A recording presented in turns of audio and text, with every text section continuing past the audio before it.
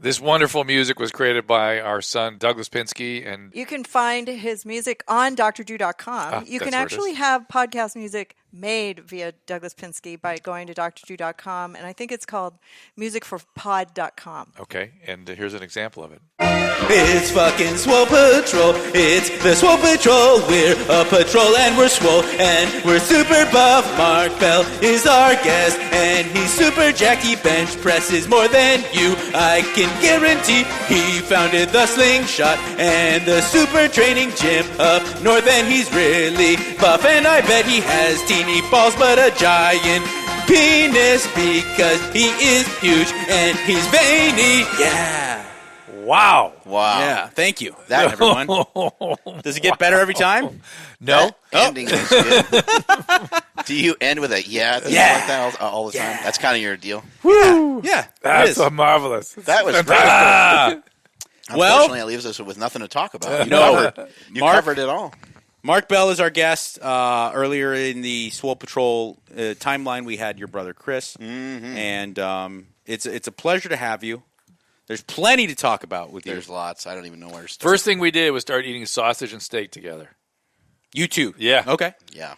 I took the whole sausage. He's in the carnivore zone. Oh, no. He is the general in the war on fat. Or, excuse me, the war on carbs. War on carbs, that's well, right. and we both looked at each other. General. He said something that jumped out at me. He goes, it's weird. It's weird how well it works. I go, I know. I don't get it. It's bizarre. If I had talked to me today, I wouldn't believe what I would tell myself. Okay, and we're talking about drastically reducing carbohydrate intake, upping the dietary fat, the carnivore diet, ketogenic diet, any of these kind of in this world. Yeah. I suspect certain things as to why it works so well. And Drew, for the two of us. For humans. Correct me if I say anything that sounds to your scientific mind like bullshit. No, go. I think more so than there's some secret to it, I think it is an incredibly great way to control bad habits. It's incredibly satiating. It gives you a very simple kind of rubric to follow. However, I agree with all of that, which makes it nice. Yeah. But the actual calories being consumed are pretty intense. You think that though? Is it? No, do you think you're hypocaloric? Hypercaloric. I think. I mean, you hyper? You think I do. You do. Okay. I do. I think I certainly more than my natural intake would be. All right. By a large margin. And what I have found is, rather than having to loosen my belt if I overeat, I just lift more weights. Yeah. Which is insane. That's insane.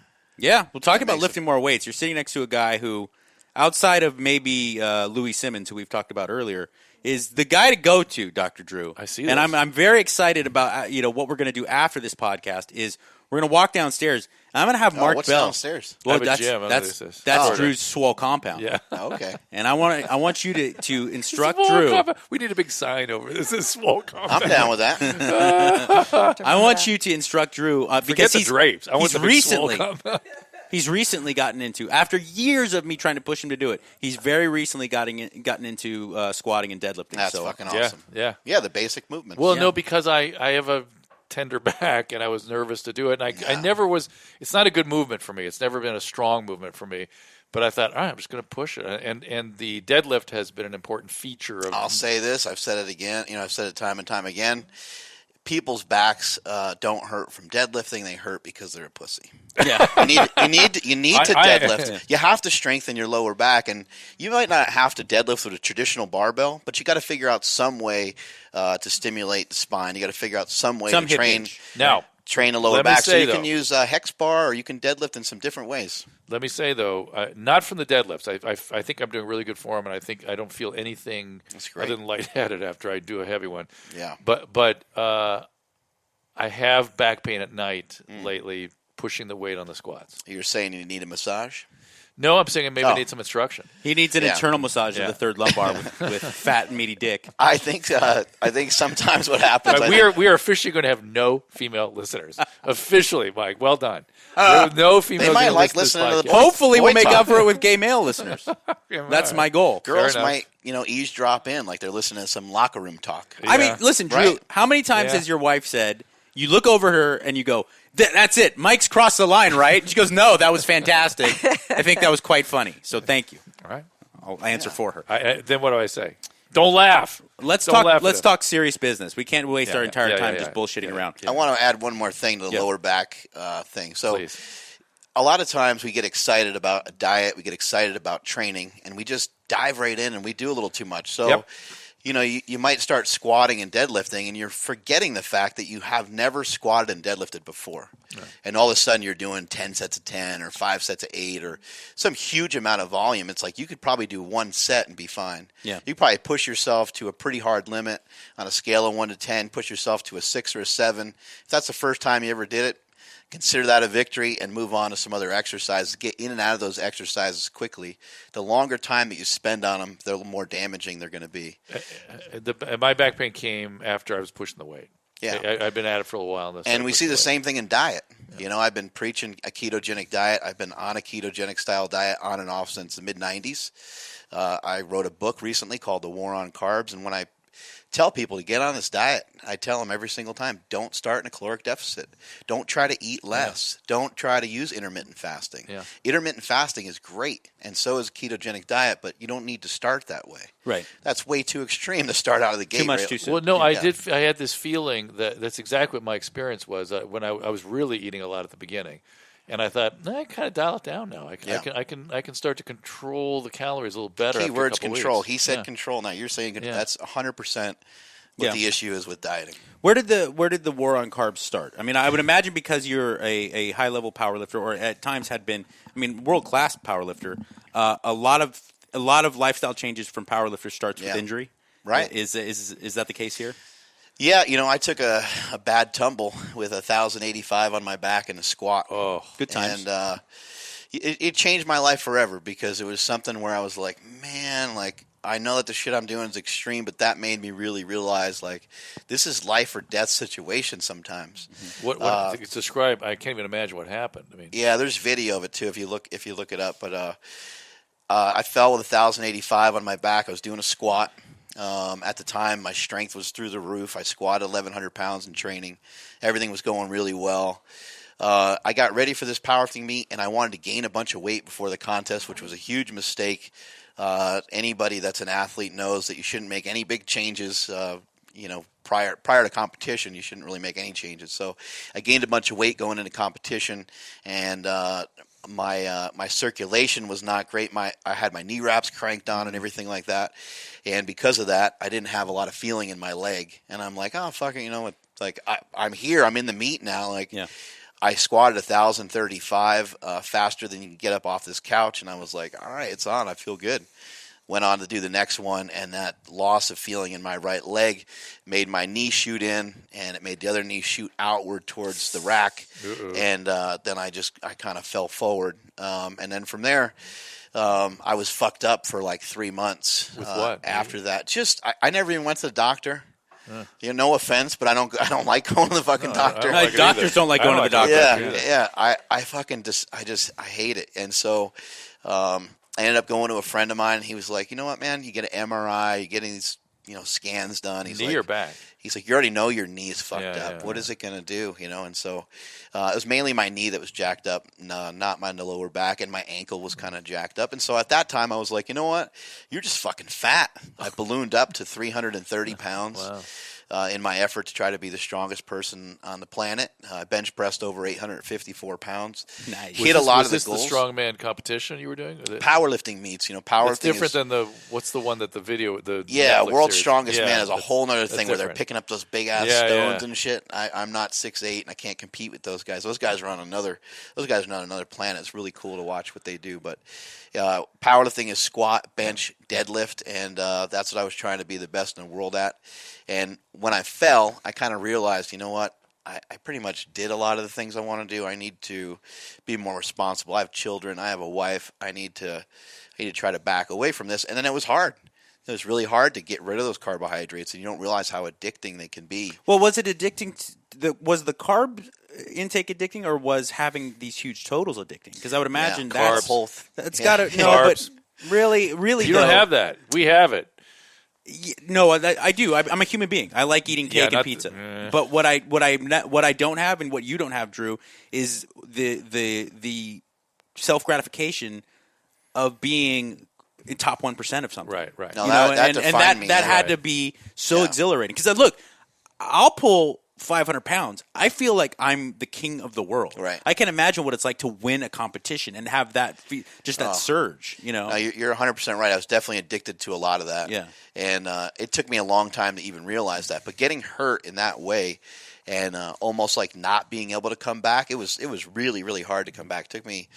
It took me over a year to be able to squat properly again, and then it was like I was squatting 2 plates and stuff like that. The process was difficult, and so that road being made that difficult for me. If it wasn't for that, I'd probably be doing the same thing, or I might have died of a heart attack. I don't know, because I just didn't know any better. I was just doing any and everything I could, anabolics and throwing that into the mix along with just unhealthy diet practices. It wasn't the smartest thing, but I was doing what I loved doing. And being excellent in physical pursuits oftentimes is not healthy. No. We've talked about it with different people on this Competing's podcast. not healthy. Whether it be endurance sports, whether it be powerlifting, weightlifting, MMA, incredibly difficult physical pursuits. If you want to try to jump up on this couch, that's totally fine. You're probably not going to hurt yourself. But as soon as it turns into a competition between the three of us, that's when all three of us probably get fucked up. It's a really interesting point. Yeah. How hard has it been to balance performance with, getting thinner? Yeah, the whole thing has been tough because, right away, via social media, you get that instant feedback. Sometimes it's positive and sometimes sometimes it's not, right? And so, being strong like that defined me. Luckily for me, as I mentioned earlier, I have kids. And so my children help put everything into perspective. Even having, really, really great highs and really great lows over the years. When I did a 2,600 pound total, I was at a really elite level. It felt really good, but then I went home and I had to take the garbage out, and my kids were there. When my brother died tragically years ago from drugs and alcohol, as soon as I got the phone call from my dad, I locked myself in the bathroom for a couple minutes, fucking bawled it out, and then I was like, all right, you got to figure out how to compose myself. Got out of the bathroom. First person I saw was my daughter, and I'm like, I'm cool, shit happens. It sucks what happened to him.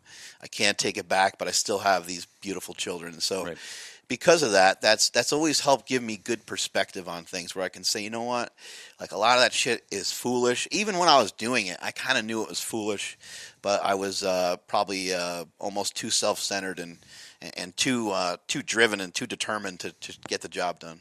What's the conditioning been like? Because you're a guy who probably got accustomed to doing 3 movements, and now to introduce back in things like the assault bike and sprinting and all this. I see you pushing sleds a lot. It's been tough. It's been brutal. Yeah. And because of that, I started up what I call pizza for breakfast. Pizza for breakfast is me trying to trick everybody into thinking there's actually pizza at the gym, but there's not. We just work out at 7 a.m. and we work out really hard. So I deemed it pizza for breakfast, and every Monday, Wednesday, Friday, we just get after it for about 2 hours with a lot of conditioning drills. Well, talk to me about these conditioning drills, because I had a little experience this week where I thought I've been doing a lot more legs than I have maybe ever. And I thought, I got a little time, I'll take a run. Not a great idea. It was not a great idea. And I ran what is my normal short run and was hobbling back by the end of it. So what's the right way to combine sort of on your feet conditioning, aerobic, whatever it might be, with the heavy lifting? Well, as pointed out by our president, exercise can be very negative. Yeah. and he lives by that. Well, he sure does, right? But it sure can be. Like there's stress that happens when you exercise, and so you have to kind of pick your poison, and you have to understand, like, man, if I haven't really run in a long time, maybe there's something else I should be doing that's a little bit different. I would advise like running a hill or running stairs, not sprinting, but just running, because it's going to make you run slower. Running in sand is going to force you to run slower. Just that impact on your body if you haven't done it in a while. It was the distance that got me. Yeah. It was just the anaerobic, I guess, component I was getting into that hadn't done it I ran last weekend, but a shorter distance. I ran a little longer this time, but I've been doing still more legs. You're right. And it was just, Well, it's hard to combine everything. Yeah. I think we take it for granted on how hard we're pushing ourselves.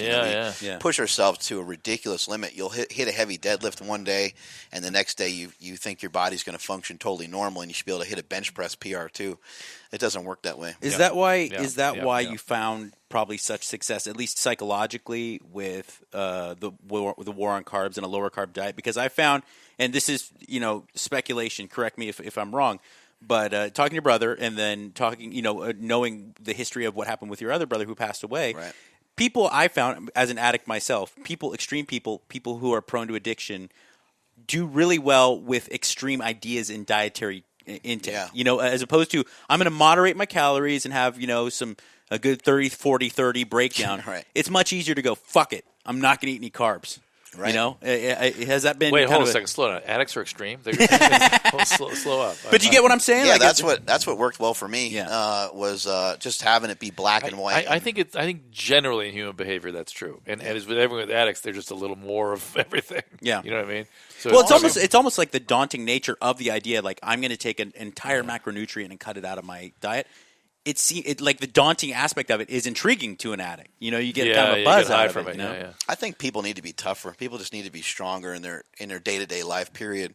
Did you say it on the air here about being a pussy? It's yeah. Say it again. I want to make sure I know I'm. Oh yeah. Your back doesn't hurt because of deadlifts. Your back hurts because you're a pussy. How about the carbohydrates? Because also, you can't cut carbs because you're a pussy. Yeah. I really think that you should try to make things. This. I need a coach going. You're a pussy. You're a pussy. Do you hear me? I'm more than happy, Drew. You need to try to make things. I think people need to try to make things more difficult for themselves within reason. Cold showers every day. But yeah, I mean, even stuff like that. I mean, I think that through diet and through exercise or some sort of physical thing of some sort, I don't know any other way to get it. Yeah. It's not like you can get tougher business-wise. The only way you can get tougher business-wise is just to be in the act of business and practice it more. I guess academically you could I'm going to learn how to solve the Schrodinger equation. You can push yourself academically. Right, yeah. Yeah, but not normal people, different. Drew. People like you, maybe. Right. Intellectuals. Fair enough. But you bring up a good point. Does that release some of the same It can. stuff? Yeah, it can. If you really get into it. It takes a little more discipline from the sense because you're not doing anything. You know what I mean? You're sitting. From an outsider's point of view, when I watch you, I do think, Drew, that you get some type of there's some type of similar buzz you get when you're like, I'm going to go home and listen to this iTunes U. I combine it, though. I combine it with activity, and then I fully get the buzz. Oh. Yeah, that's absolutely true. I guess if you learned something, too, and you figured something out, then that would probably give you a get a little zing, a little right, reward, like building something or something like that. Our guest is Mark Bell, the man behind Super Training Gym and also the Slingshot. We're going to have some video of us using the Slingshot up on doctor.com. My question regarding being a pussy and pain and discomfort, because I couldn't agree with you more. I mean, I think whenever human beings seek comfort, you're in a bad way. Right. But what do you mean? Whenever you choose comfort over development, I think that you're making a bad decision. Yeah. I mean, like the other day, let me give you the example. We were talking about how I went up to do stand-up after Whitney. And Whitney Cummings just crushes. And I'm like, dude, what am I going to do? This is a woman who's at the top of her game. She produces Roseanne, the biggest show on TV. You're like, I have nothing to say. And I'm going to go up and do 10 minutes of bullshit. And every fiber of my body said, just leave. No one's going to care. It's not like making any money doing this. Just get out of here. But I would have been seeking the comfort of doing that, and instead I went up there and I the road less traveled. Yeah. How do you measure what's pain that you should or discomfort that you should power through? And hey, maybe I'm about to get underneath 1,100 pounds and crush my entire body. Let me refine that question even again. I was on what's Jason's last name? Susan, I was on that podcast last week. Jason Momoa Shapiro. Look it up on my calendar. Nova. He trains special ops guys. Oh, nice. Yeah, and he goes, what part of the problem I have is these guys get so good at overcoming pain, they'll run till they die. Right. And I was like, there is that, right? I mean, you can upregulate your suppression of pain, or you can upregulate your experience of pain. Right. And there is sort of a sweet spot, probably on the high end of suppressing pain, right? You want to push through it. You don't necessarily need tons of pain. But you do need to work on being a little tougher. And I think what ultimately happens is we're trying to build habits that will be ingrained into our system that ultimately will become our willpower. And if you just rely on only willpower, you're not going to make it. Yeah. If you just rely on some speech that you heard or something that you heard was inspirational, you watch some YouTube videos that are motivating, they get you all fired up, you take some pre-workout and you go to the gym, a lot of times it's going to be like 1 day or 1 hour, and then all of a sudden you're going to come down from that and like reality will set in, and the next day you're going to give yourself more excuses on why you shouldn't be doing what you're doing. But I think what we're really trying to do over a period of time is build a lot of habits.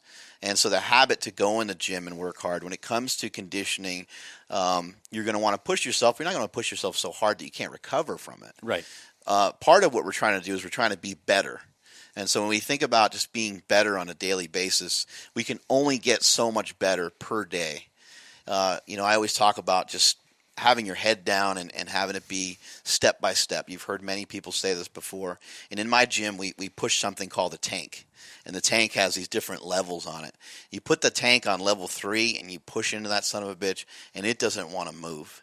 And it looks like you have so far to go. But if you just keep pushing and keep pushing, your head is down, you just keep pushing and pushing, next thing you know, you're there. Yeah, and I feel like my lifting career has been that way. People say, oh, man, you're great. Like, I want to take a picture with you. And I'm used to it now because it's happened over several years. But at first I was kind of like, huh? Like, what's this attention for? Because I had my head down. I was just plowing forward. So, I mean, you do need to be cautious. You don't want to push past. You don't need to, be so crazy about it. You don't need to be miserable either. You need to have a lot of fun while you're training. I mean, that's part of the reason why you get into it in the first place is for mental health reasons. And you want to just feel good. But really, ultimately, I think what we're trying to do is build some good, healthy habits so that we have that willpower to tap into at any time we need it. Right. Jason Stapleton was the guy's name. It was a podcast I was on. And the idea, though, of the getting accustomed to dealing with the insurmountable task is a really important skill, I think. I mean, you talk about grit. I mean, that's grit. It's like how do you eat an elephant one bite at a time? That's right. You talked about the mental health aspect. I mean, how much, if you could try and even measure it or expound on the level that you've benefited psychologically, emotionally from incredibly difficult training and pushing through and dieting even. Yeah, I think, the weights have kind of always been there for me. Yeah. They don't care about the car that you drive. They don't care about the money that you have. They don't care about what chicks you've been with or whatever. They're just a stagnant thing, and you get the opportunity to try to lift more and more every single day. And so, that's my focus has always been, how do I figure out how to get better, whether it be trying to lift more weight, trying to do extra reps, trying to lean out more, trying to get bigger. It's always something. And for now, I have different goals, and so I can allow those different goals to define me. I can at least, maybe it's a little bit of bullshit I'm feeding myself, but it allows me to talk myself into doing something a little bit different for a while. It was the same conversations I've had with myself when I was getting up to 330 pounds. I would, convince myself that this was the right way to do things. Now I have the same conversations in coming back down. It's okay to let go of those weights. It's okay to not push 500 pounds for reps on a bench press. Yeah. It's okay to have lost some of that strength. It's okay. You're going after something else.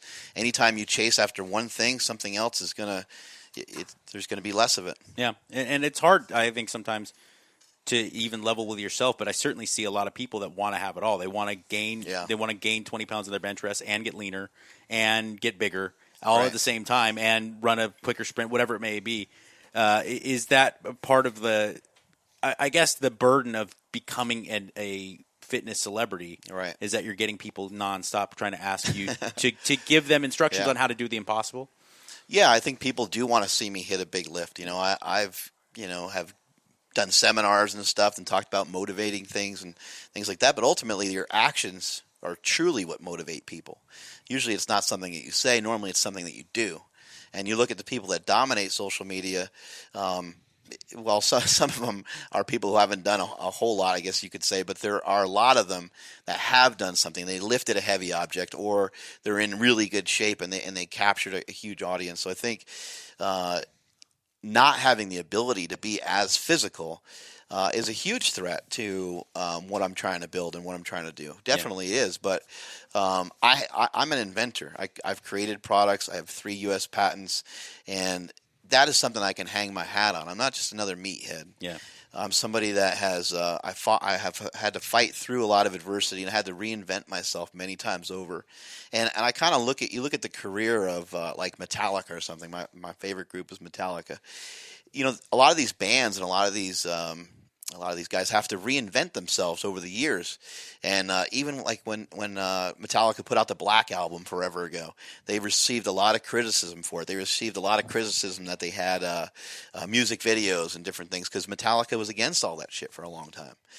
You're going to have a lot of criticism. You're going to have a lot of flack. But in the end, it's going to be it's only going to be for a short period of time. It's going to be, it's going to be just for a minute until you make that transition to the next thing. I'm sure you've dealt with it a ton of times. Oh my God, yes. Strangely, I just was reading about the founder of Reddit this morning, whose favorite band was Metallica. Yeah, they wanted nothing. They wanted nothing to do with that. Right? It's an easy choice. If you really think about it, like people like to come up with all these lofty ideas. I was thinking about Super Bowl performers the other day. I was having this argument about how they pick terrible Super Bowl performers, and I said the last time they really picked someone that I thought was appropriate was Springsteen, and he nailed it.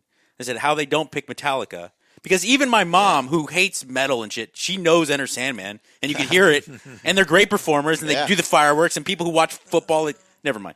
I always thought they should be on there too. What was it like? I mean, I can't even imagine what it must have been like to think I'm going to start a real high-level fitness facility, and I'm going to have my own gym, and I'm going to start it from nothing, and then end up having a free facility. It doesn't. I mean, it just a free facility. Yeah, Phil drew in on super training in your gym up north. Yeah, super training gym is free. From the time I was a kid and started messing around in different gyms, trying to sneak in, trying to figure out how to pay my dues at the gym, I was like, the moment I get an opportunity one day, I'm going to have a free gym. And it took me a long time to be able to provide that. But part of the thing in powerlifting, a lot of people that powerlift, it's a hobby that takes a lot of time. And a lot of these guys and girls don't have a lot of dough. And so I was like, at some point, I want to be able to try to make this free. Now, my team was like terrified. They're like, you're going to make the gym fucking free? Like, what are you doing? There's going to be an influx of people coming through the door. There's going to be a shitload of people coming in. And I was like, don't worry about it. This sport's too hard. It won't end up being like that. And it turned out that I was right. Powerlifting is very difficult. It takes a long time to gain strength. People don't want the long story. They want the short one. They want the easier way out. They want the thing that they're gonna immediately feel good. You can't even get a feel for heavy weights. You have to practice for a long time until you get to a certain level. Then you can start to kind of lift those heavier weights and even get the same feeling as somebody else that's been powerlifting for a while. So it was something I wanted to do for a long time. And one of the guys in the gym used to be $125 a month, and I used to have to kind of chase after everybody, and I hated it because I was their coach and their friend, and now here I am chasing them down for money. And it never felt right, and I hated the fact that once somebody pays you for something, then you have to do shit for them. So that was another side of it. I was like, I don't want to fucking have to be here for these guys all the time. I don't want to have to be on their clock. I did a lot of personal training when I was younger and stuff too. And a friend of mine told me, he's like, the reason why you hate that is because you're working for other people. And I'm like, oh my God, you're fucking right. I never even thought about that. Right. And I wasn't. I thought I was an independent contractor, but I was still working for whoever paid me. And so I was like, if I just sever this, if I just get rid of this, I'll have bandwidth to do a lot of other shit with my life. And it was at that moment that I started creating the Slingshot and a lot of the other products around it, and was able to really monetize my business. And one of the guys in the gym said, dude, what are you doing making the gym free? Don't you kind of need the cash? Don't you need the dough and stuff like that? You're driving around in this shitbox car and everything. And I was like, yeah, I kind of need it, but I'm making the gym free so I can be rich. Yeah. And he was somebody that understood me for a long time, and he was like, I think I know what you're talking about. I think I know what you mean, and it's worked out to be the way it worked out. Break that down for me, the idea that you were making the gym free so that you could be rich in turn. Yeah, so the idea was, hey, look, the more that I fucking give, the more that I'm going to get. Yeah. And I love being able to give information. I love being able to share information with people. I know some people say that it makes them feel good knowing other people are making progress, and obviously like those things make me feel good. But it makes me feel good it helps me learn. And helps me be a better coach and helps me be a better person. When I can learn about your perspective, then I have to gain your trust to even have you moving in the right direction. Mm-hmm. When it comes to diet and it comes to nutrition, this is why a lot of books will fail, because the person may not be connected to whoever wrote the book. Obviously, if you follow what's in the book, it'll probably work. But you're not going to follow something blindly from somebody that you don't know. And so I like to have that personal connection with people, and the more I can teach people in person for free, and the more people I can reach, the better it benefits me in a lot of ways. Tell us about the Slingshot, and first off, how it came about. And I mean, because to me it seems like science fiction, the idea that you would have an invention and then it becomes a real thing. I don't even know how you make that transition from like an idea in your mind to a real patented product. Patent application is no small process anymore. It's the worst. It's a big deal. Yeah, it took like 4 years to get the patent for the Slingshot. When it comes to I've been a little bit of a savant when it comes to these things. I used to play around with knee wraps and all the different bench shirts and squat suits and all these different things that different companies made. So I was real obsessed with the material. I was real obsessed with how things felt, how things stretched, how things moved, how they worked and everything. And so I was training. I tore my pec. And I was like, "Fuck, man!" I was training so good, everything was going perfect, and now I'm jacked up. Now I can't do the meet.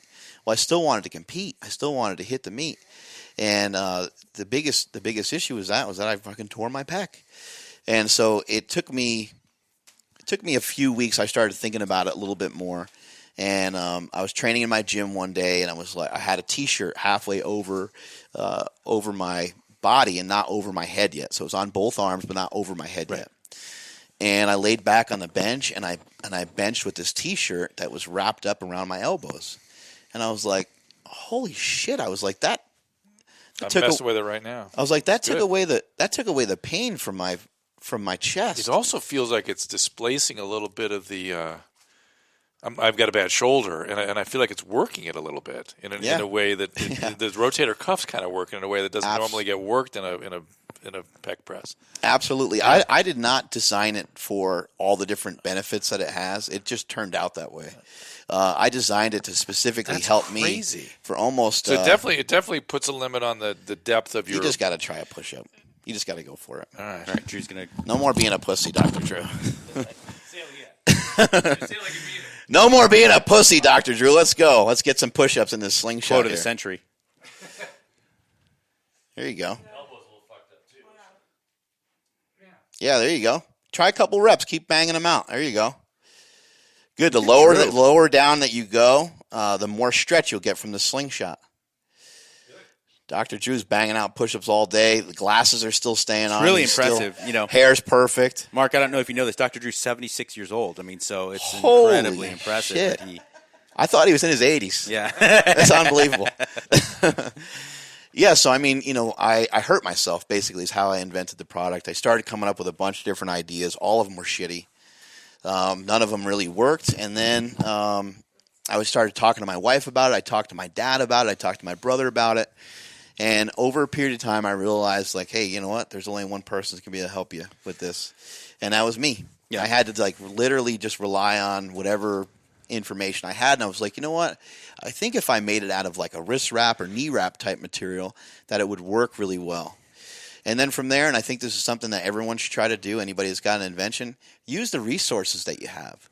We have so many resources around us that we don't think about. And it used to be 7 degrees of separation. Yeah, I used to 2. say. Yeah. Now it's like a fucking message away on Instagram. Do you have anything over the head? No, unfortunately, it doesn't work that way. Otherwise, it'd have a cutout over your. Well, dome I'm wondering if there's something that could stretch behind your neck or something. Some people have used it for overhead press work, that's what I was thinking. And they've liked it quite a bit, but I never really tried it for that. If you could limit it to the forearm, I feel like it would. Yeah. It would sort of. You might have to pull it. Yeah. You could try to pull it way up on the bicep, but then it might get in your face or something like that. Or if it were, you know what?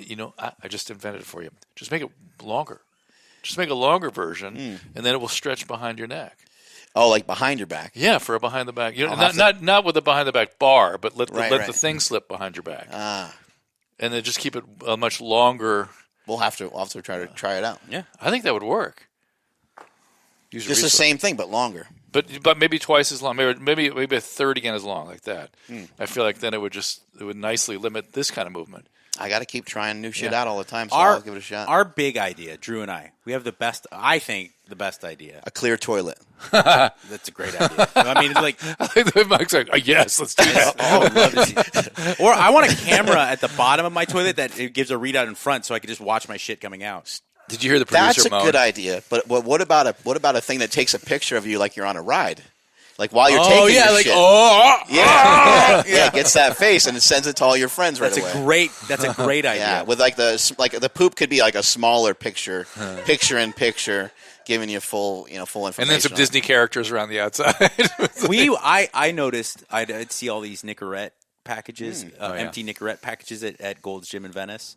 From all the fitness people are models using it for training and shit. And not only for a training boost, but for fat loss because the appetite suppression. You know what? I'm talking to a guy the guy at Caltech group is working on this.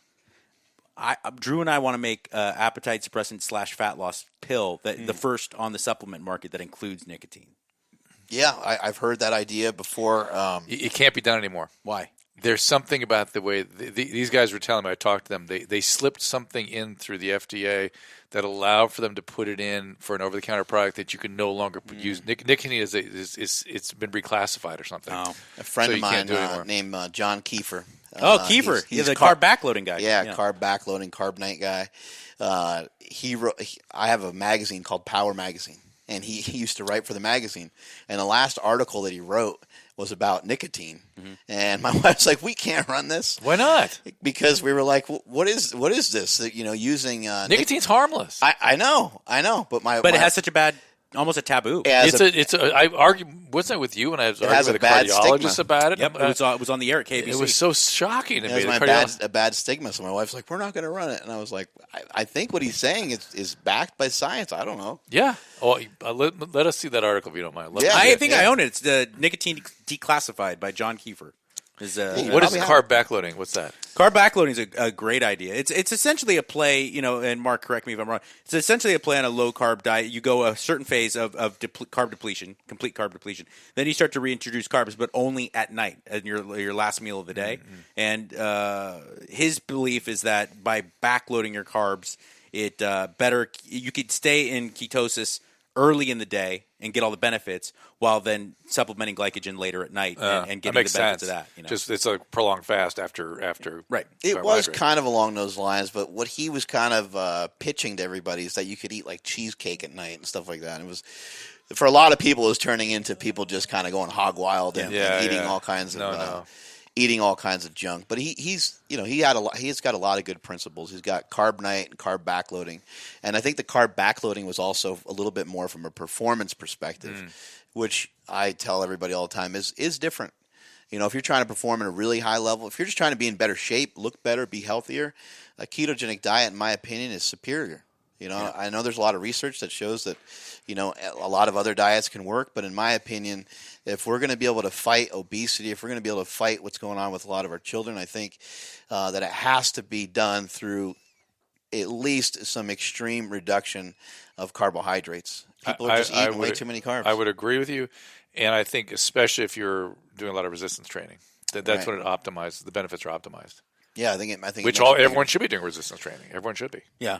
The thing that scares me the most is our kids. Watching what kids eat. Kids are plowing through so much fucking sugar. Yeah, what's interesting is when I got on this diet, a couple weeks in, I started looking at some of the ads that are out there. For the chocolate chip cookie slurry, whatever. I'm like, ugh! It looks actually like this, like disgusting. But I thought, oh my god, people are eating that crap all day. Yeah, and when you're on a ketogenic diet, and this is something that people won't believe, is that you lose a lot of those cravings, and that happened for me. All of them. Yeah, happened for him. Unheard of for me. You know me. Yeah. I can resist anything right now because I'm like, Drew was, at least, I don't want to say was like a drunk frat guy in that they'd bring in donuts or cake into the radio station, and I go, oh, that looks delicious, but what are you going to do? Drew's like, what? Why are they doing this to me? I can't. Well, what am I? Heroin addict. And then 3 minutes later, I see him over there just putting in forked loads. And He's just crushing it. He can't do Not it. He can't even crushing it. chip away. He'll chip away. Not crushing. But, talking to Drew on the phone yesterday, and he's saying he doesn't even have those. Yeah. Doesn't even have those cravings anymore. He doesn't even want to have ketogenic-friendly sweets. I told him, get some heavy whipping cream. Yeah. Throw in some stevia. I might do the heavy whipping cream because I miss my coffee. I miss stuff in my coffee. Yeah. That's what I'm thinking. But I think the ketogenic diet, again, just your body's producing ketones. As you were mentioning earlier, it's like I don't think there's magic going on. Like the ketones, somebody could probably argue, and you probably show some science that maybe you can eat more on a ketogenic diet, but it probably wouldn't be some crazy amount more. Right. I don't know what the research would even show on something like that, or if they've tested a lot of that. Eat more to what and to achieve what? I mean, I just noticed it has pushed me more anabolic, muscular anabolic. Right. It's still weight. It's still putting it into storage. Right. What I'm taking in. Yeah. But it's not going where it used to go. Right. That makes sense. Yeah. I think, just your body producing those ketones and running off of those ketones, the diet will help perpetuate itself, where other diets don't really tackle the main thing, which is we don't have any control over what we eat. Right. I feel like the fat, there's something interesting about the fat. I think it's just so satiating that it helps. It's satiating, but I feel like I'm using them in novel ways as compared to if I run a lot of carbs. I'm pretty sure that if you eat just fat, it almost doesn't even register as a meal in your body, like your insulin, your glucose. Yeah. I think they're completely unaffected. But I feel like I'm using them for something, probably energy source and other things, but it's right. like there's been a shift. Have you messed with testing your ketones at all or anything like that? No, I'm not done any of that. I don't feel like I'm in ketosis is something I associate with hunger. And so it's hard for me to imagine I'm in ketosis because I'm not hungry. Which is weird. You don't have to be hungry to be in ketosis. I know. But, I know. But checking your ketones can help you just kind of know how far in you are and whatever, but it doesn't really make any difference, I don't think. Break down the war on carbs. Is it just simply that? Just stop eating them, or is there more to it? I mean, have you found there to be other outside benefits? Is there little tips and tricks that you have for people? Without giving everything away. Yeah, I'll give it all away. I don't care. In the mid-'90s, when I started read more about ketogenic style diets, first book I came across was Dan Duchesne's Body Opus. I tried to get Drew to get it. I got an old used copy. Fucking amazing. It's awesome. Amazing, unbelievable information. And when I started to learn about that stuff, that had a huge impact on me. And that kind of what stuff was that? What was in there? That was my first introduction to that. Hey, man, you're eating way too many carbs. Yeah. I was a kid at the time, and I was trying to get big for football, and I weighed 240. I was 16 years old. Damn, and big boy. Yeah, my oldest brother was like, "Dude, you're getting fat," and I was like, "No, I'm jacked." He's like, "No, you're getting fat," and I'm like, "He's right. I am getting fat." And so I started to look into some diet stuff, and my brother was hooked up with a guy named Ron Fedko, who's a power lifter, who was also touting a ketogenic diet, and we started kind of kicking some of that information around. We started messing with it, and next thing you know, we tried a ketogenic diet. So for me, the war on carbs basically ended up being a ketogenic diet in a sense, but I traditionally will eat a little bit more protein. I don't count calories. I don't weigh my food. I don't pee on sticks. I don't check my blood for ketones. I've done some of those things just so I knew what I was talking about. Mm-hmm. But I don't think you have to do any of those things. The only thing that I weigh is myself. And I either eat more or eat less depending on how far that's moving and if it's moving in the right direction, the direction I want it to move in. But the War on Carbs book, the huge difference between that book and a lot of the other keto books, it's not a massive difference. The main difference is you eat more protein. The other thing is that there's not a cheat meal in there, because I didn't want to write anything about I think you allow that stuff to happen when it's supposed to happen, and you try to gain control. We're trying to gain control of our entire life. We're not trying to just gain control through this small window of nutrition. Trying to gain control in your activities, trying to gain control in our actions. I'm guilty of all these different things that everyone's guilty of nowadays, where you're zooming in on girls' butts on Instagram and all these things, but I'm also married. Yeah. So it's like you start to kind of think about these things. You're like, man, I just keep falling in these fucking rabbit holes all day. Who the fuck am I? I'm preaching one thing and I end up doing another. And so I'm trying to be strong in as many aspects as I can without being a fucking monk or whatever, right? Without being so weird about it. No, you're saying you're trying to walk the walk. You know, Yeah, walk the walk, trying to live a certain kind of life, and people find happiness leading a certain kind of life. Right. They do. And it makes me the feel reason good. with the reason that we've had those value sort of axioms for thousands of years. Yeah. Because that does help people. They do better that way.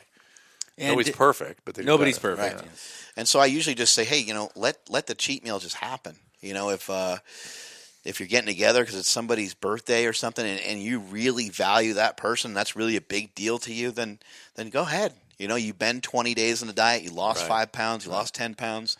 I can go ahead and enjoy yourself. And the whole time I've been on the diet, I lost over 100 pounds from the start, from my heaviest, 330 pounds, down to 230 How long pounds. ago was that? Well, that time span of that amount of weight How long have you been on it? was over. More recently, I lost 70 pounds, and that's been in about 8 months, 9 months. So you've been on for 8 months. Something like that. Hey, we have some questions. Yeah. Can I ask you guys this? Absolutely. Sort of supplement questions. I don't know if there's much to say about these things, but it's from Dominic. Nitric oxide. He wants to know about nitric oxide. Is that something that people NO2? Yeah, It's I a think waste people. of money, but Yeah, What are they doing? How are they taking it? and usually in pre-workout supplements. Yeah. Yeah, I think people are. They're actually taking nitric oxide. No, it comes in powdered supplements. Like Yeah, well, it's not nitrous oxide. It's NO. It's what they package as NO2. It's basically a derivative of like a B arginine vitamin or and things something. like to but increase. NO2 that is a massive misconception of how the biology works. Yes. It's about the NO2 released from neurons that create the vascular changes. NO2 itself circulating, I don't know what the hell that does. Probably gets chewed up in 3 seconds. Well, usually what happens is a lot of these products will have stuff that will almost give you like a rash or a skin burning sensation because they want you to feel it. Yeah. And so I think certain B vitamins do that. What's the one? Niacin. So it'll have some stuff like that. I just think that people are looking at that, that 1% or 2% of stuff that just doesn't really matter. What about creatine? No, I don't think supplements. I honestly don't think they make a big difference. The one thing I will say about supplements, if you take them and you feel like you're on a regimen because of them, then continue to take them. Yeah. If you take your vitamins in the morning, something. you have your protein shake, and you got stuff set, and it helps you stay on your diet, then I'd say fucking take them. DHEA might have some effects. Yeah. And But you're talking about like a certain segment of society, and again, what are those effects? Are you talking about effects like that are going to be so noticeable that it's really worth the money? Yeah, probably not. Maybe to someone like you, but not really to the average person. Let me just say, he wants apple cider vinegar, green coffee extract, white kidney bean extract, chromium. Yeah, all like stop it. Yeah, stop it. Well, I'm a big believer in the apple cider vinegar. A, because it tastes great, and B, it does. It's got proven effects on your insulin sensitivity and stuff like that. But go to Whole Foods, buy some insulin, some apple cider vinegar. Yeah. Like the idea that you have to buy pills or go to get a supplement for it. Go get some olive oil, get some apple cider vinegar, put it on your salad. You get, that's my take. I don't know. Okay. Some of this stuff is, it's minor. It's like somebody really super worried about getting a tan. Getting a tan makes kind of everybody look better, and it works. But just get in better shape. Don't worry about these other things. Don't worry about these external things with supplements and stuff like that. I think they could be implemented, and sometimes they can help bridge the gap because sometimes our diets are a little different. I had a Quest bar on the way here. Yeah, I'm normally not going to eat a lot of protein bars or do that kind of thing, but here and there, it's like you want a little break from the monotony. I make a product called Keto Pro, which is a ketogenic protein powder, and I just like the flavor of it. So, it's not doing anything magical. It's not doing anything special. I'd probably have better results without it. But by taking it, it helps me to stay on my diet and helps me stay in my lane. So if you take something and you really like it, and you don't need to take advice from me on me telling you that what you already feel works for you doesn't work. Right. No, I'm not here to mess up your fucking sandcastle. What is your take on? Because I know like your Keto Pro has whey protein isolate in it. Things like whey protein isolate and essential amino acids have been shown. Some people like to get really geeky about it, and it might kick you out of ketosis because it's insulinogenic. What are your feelings on that? Yeah, I never really worry about stuff like that. I really don't. I think, what are we truly worried about? Again, we're worried about the word control. We're trying to gain control. And so if we're just trying to gain control, I don't think we can really fuck ourselves over with too many rules. When you think about, you talked about keto snacks. I like Rule.me is a website that I like a lot. Rule.me has a lot of great information on tons of different keto snacks that you can get. You can make a keto cheesecake that tastes really good. You can make keto ice cream, keto burritos. I mean, the list goes on and on of those different keto pancakes. So rather than you sitting there being like, man, I'd love to demolish a stack of pancakes, why not, if you're on a ketogenic diet, why not make that stack of pancakes and demolish them and continue on your diet? Stay on your diet. Stay on your plan. What was the other one? Oh, Fathead Pizza. You guys ever have Fathead Pizza? No, what's that? Fucking out of this world. It's there's two different ways of making it. Sometimes they do it with cauliflower, which sounds gross, but it actually works. The cauliflower crust? Yep. Oh, they're awesome. And other times they'll make it with almond flour. Or there's now broccoli, right? A broccoli crust? Yeah. Yeah. Yeah, and I mean, sometimes these things, they kind of will mess up your stomach a little bit because the fiber content will be through the roof. Super high, yeah. But if you're craving that kind of stuff, it's kind of worth shitting your pants over. I agree. I've said the same thing about certain pussy. You know what I'm saying? We're shitting your pants. It made you shit your pants? Yeah. Wow. Yeah, I mean, we're talking. I've heard of throwing up. But these not are shitting some your pants. really. Back to cauliflower pizza. I have one downstairs if you guys want one. Whoa. Oh, really? I do. I don't. It looks so carby. I don't trust it. I don't trust it. Seriously, the carbs are hidden in everything. Yeah. If you're on this diet, that's the one thing you notice. It's like it's hidden everywhere. Yeah. And if you're really trying to, What's be your disciplined cutoff with it, point if you look at a label? Like if it says 2 or 3, you're like, I'm out. out. Yeah. I'm looking for 0. But if it says 1, I might go for it.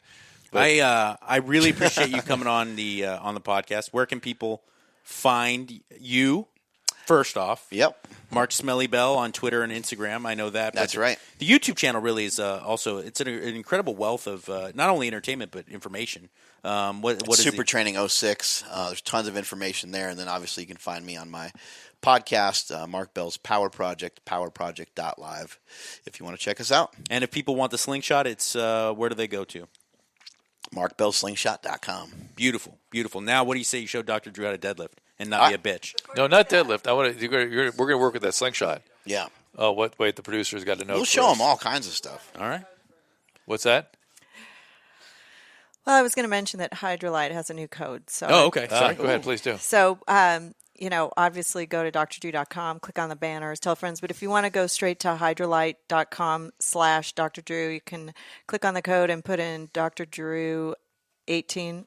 Or is it yes. Drew 18? Well, the last time you did it was Dr. Drew 18. So okay. Well, the jury's out. Try both of them. You will get a discount. 30%. 30% discount. Yeah, 30% off, and you can get. Who's making these rules up?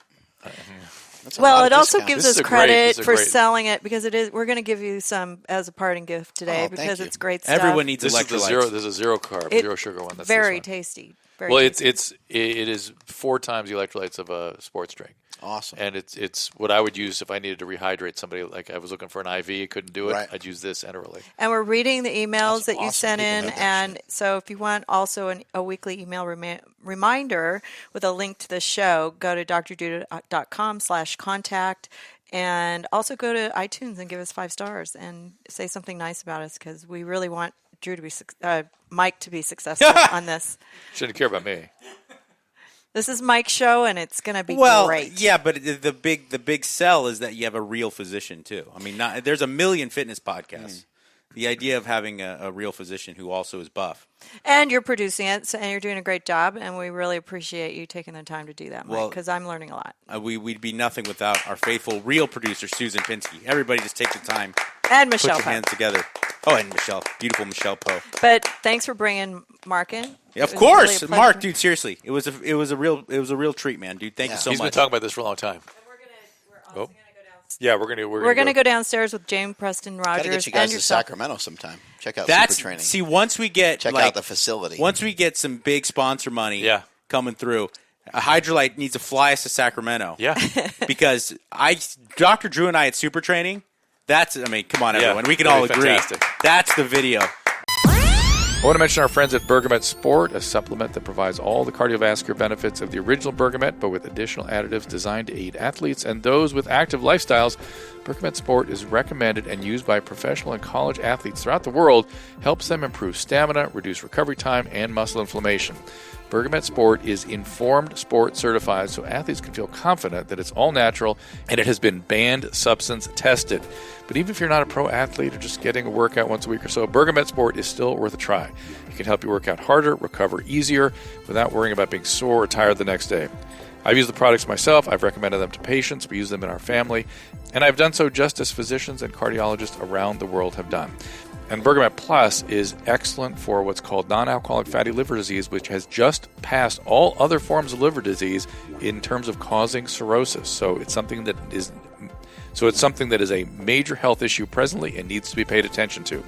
For a limited time, our listeners can save 10% on their order by entering code DRDREW at checkout. That is DRDREW, all one word. Try Bergamet Sport for yourself. Visit bergamet.com. That is BERGAMET.com. Or just click the Bergamet banner at drdrew.com. Hey everybody, it is the Swole Patrol podcast. You can find me on Twitter at Mike Catherwood, and Dr. Drew is at Dr. Drew, of course. Join the email list today. Send your questions, drdrew.com/contact, and put Swole at the top of the email so we can get your comments. And this will get you a weekly email reminder with a link to this show and all the great shows that Dr. Drew and I do, and all the shows that Dr. Drew does by himself, and of course with Adam Carolla, the great Ace Man. Please tell a friend and subscribe on iTunes. Don't forget to rate us 5 stars, and on Podbean or Google Play. All 3 help us out. We also are on YouTube/Dr. Drew, and hope you can give us all your comments, even if you're a troll and you want to destroy our feelings and our emotions. Support our sponsors and the show.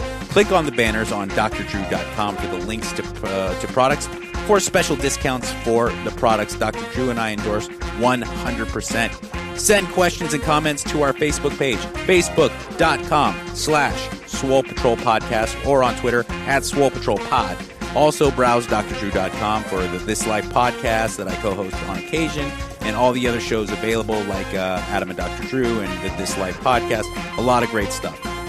Don't forget to check me out on K-Rock in the mornings on the Kevin and Bean Show. And be good. Be swole. #Swole Patrol.